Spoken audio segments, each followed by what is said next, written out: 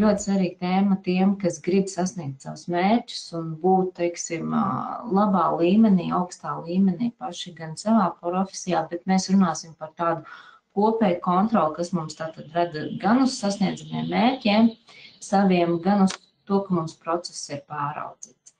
Tātad mēs šodien runāsim par iekšējās kontrolas būtību, par iekšējās kontrolas sistēmas elementiem un to pielietojumu, kā saka, tādās pamatlietās paskatīsimies, lai veidojās tā bāze un tā informācija, kā to vispār būvēt. Un mēs runāsim arī par kontrolas vidi, uzņēmums vai iestāde kopumā, vai atsevišķa struktūra vienība, kā tad īstenot šos te kontrolas pasākumus, jo mums ir jāņem vērā, ka jaunie cilvēki, kas nāk iekšā uzņēmumos, un ja mēs vairāk koncentrējamies uz to grāmatvedības pusi, viņi ir daudz brīvāku skatījumu, ja? Un mums caur iekšējām sarunām, caur iekšējām apmācībām ir jāveicina viņos šī te atbildība, kad nevar tik ātri visu tā nomainīt, ja kā mēs varam šodien telefons saplīs, labi, pēc brīža nomainīsim, vai pēc mēneša, pēc 2 būs jauns. Bet mēs jau runājam par to, ka mums ir jāstrādā secīgi, lai ir rezultāts un ticami dati. Ja?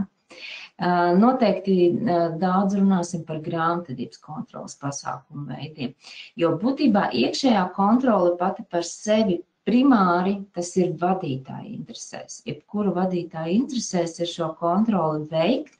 Jautājums ar kādām metodēm, kur reizēm varbūt mums nākas būt skarbākiem, kur mēs atkal varam mazliet tā kā neuzkrītošāk, ja citam izdodas viņu neuzkrītošāk veikt, cits atkal jūt, ka tādā stresiņā.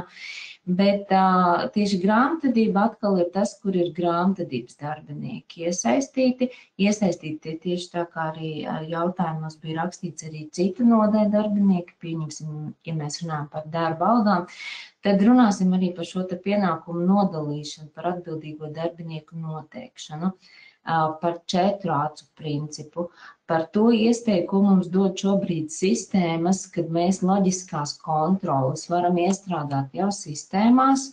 Jā, tas prasa resursus, ne visu varam uzreiz, bet tikpat labi loģiskās kontrolas mēs redzam arī kaut vai tīri matemātiskās, kaut vai gatavojot PVN deklarāciju, saliekot pareizus kontus, kontu plānu izveidojot sev ērtu un arī tādu, kas palīdz pārbaudīt.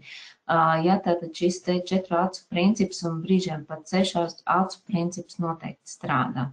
Arī padalīšos ar savu pieredzi, kā ir, ka tu esi viens pats par visu atbildīgs, kā tad nodrošināt šo te visu.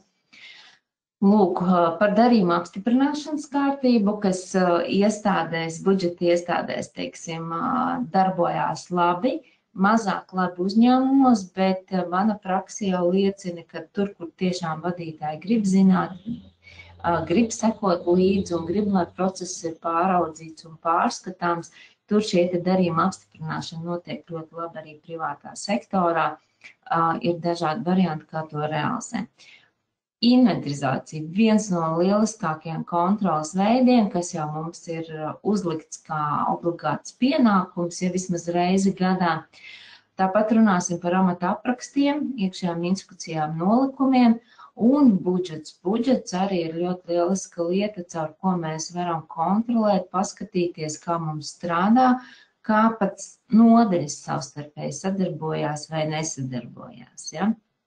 Tā kā tēma loks ir plašs, iekārtojieties ārtāk un laipni aicināt uzdot jautājumus, diskutēt.